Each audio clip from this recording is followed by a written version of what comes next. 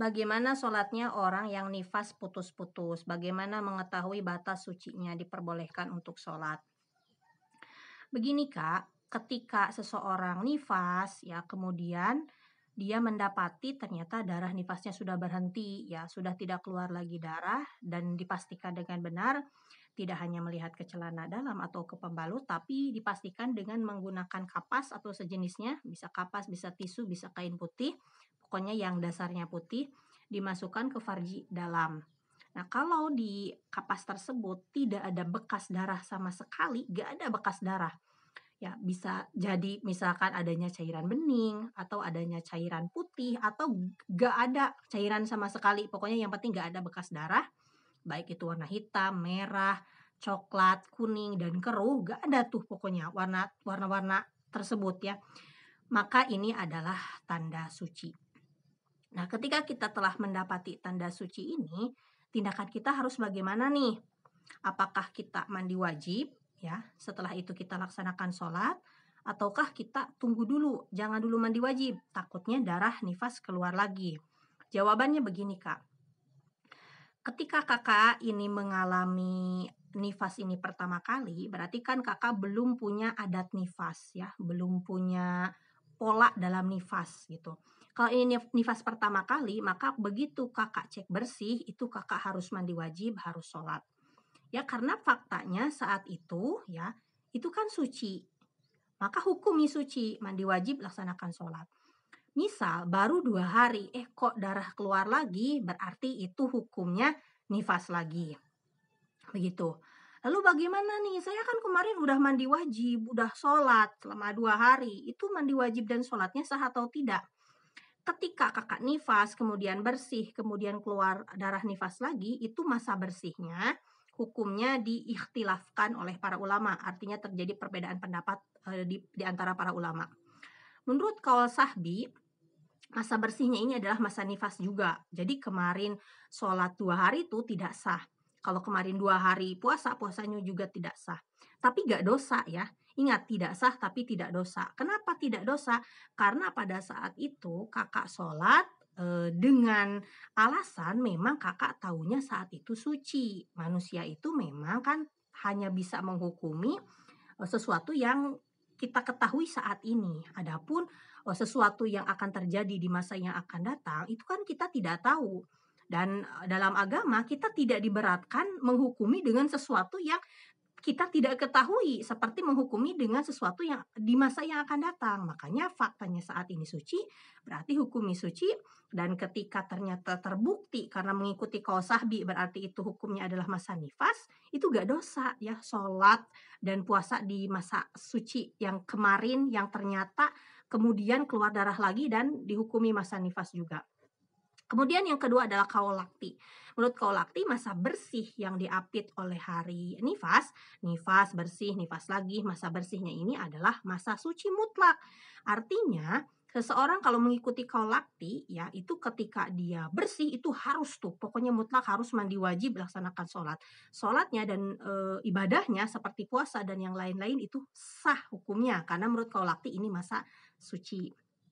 Nah, kemudian kalau kita terjadi nih, secara terus-menerus ya selama belum melebihi 60 hari ya, karena batas maksimal nifas adalah 60 hari. Misalkan keluar darah 5 hari, bersih 2 hari, kemudian keluar darah lagi 5 hari, bersih lagi 2 hari, begitu terus. Maka itu hukumnya masih darah nifas ya, selama masa bersihnya itu bukan 15 hari. Ya beda cerita kalau misalkan keluar darah 5 hari, bersih 15 hari, habis itu keluar lagi darah. Nah, setelah bersih 15 hari kemudian keluar darah itu bukan darah nifas tapi darah haid. Karena ini dipisah masa bersihnya adalah 15 hari begitu. Nah, kemudian bagaimana kalau orang yang punya adat nifas? Artinya ini nifas yang kedua. Dulu nifas pertama itu keluar darahnya putus-putus, keluar darah bersih, keluar darah bersih, keluar darah bersih begitu terus 40 hari tapi polanya begitu. Keluar darah bersih, keluar darah bersih sampai 40 hari. Dan sekarang nifas sekarang baru misalkan 20 hari dicek bersih. Nah, boleh gak sih saya menunda mandi wajib? Soalnya kan nifas yang dulu aja putus-putus. Jawabannya Ini kalau ikut kaulakti itu mutlak harus mandi wajib ya, harus sholat. Karena menurut kaulakti kan masa bersih, kalaupun nanti keluar darah lagi, keluar darah nifas lagi tetap kan hukumnya masa suci. Makanya menurut kaulakti kalau bersih ya wajib ya, harus mandi wajib dan sholat. Nah, kita bahas ke kaul sahbi sekarang. Kalau kita ikutnya kaul sahbi, ketika dicek bersih ya, apakah kita harus mandi wajib ataukah kita boleh menunda? Nah, kalau di dalam kaul sahbi itu terjadi perbedaan pendapat. Kalau di kaul lakti kan mutlak ya, harus mandi wajib dan sholat. Kalau di kaul sahbi terjadi perbedaan pendapat.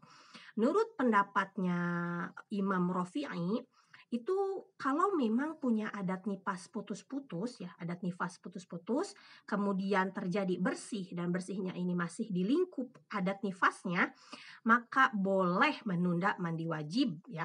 Boleh ya, bukan wajib menunda mandi wajib, boleh, sekedar boleh. Dan ini pendapat yang lemah. Tapi kalau mau diamalkan tidak apa-apa. Gitu.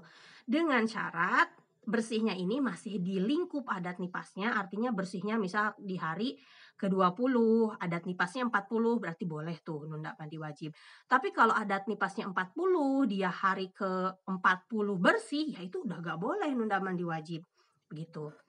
Tapi resikonya ketika menunda mandi wajib, 20 hari dicek bersih, ditunda, gak dulu mandi wajib deh, takut keluar darah lagi, sehari, 2 hari, 3 hari ditunda. Udah kelamaan nih, udah 3 hari gak keluar darah lagi. Kemudian emang seterusnya gak keluar lagi nih, pasnya cuma 20 hari. Maka sholat yang ditinggalkan, misalkan mandi wajibnya di hari ketiga, maka sholat yang ditinggalkan dari mulai dia sejak pertama kali melihat bersih, itu semuanya wajib dikodok. Begitu. Karena hitungan bersihnya ya dari sejak melihat bersih itu, bukan dari sejak mandi wajib gitu.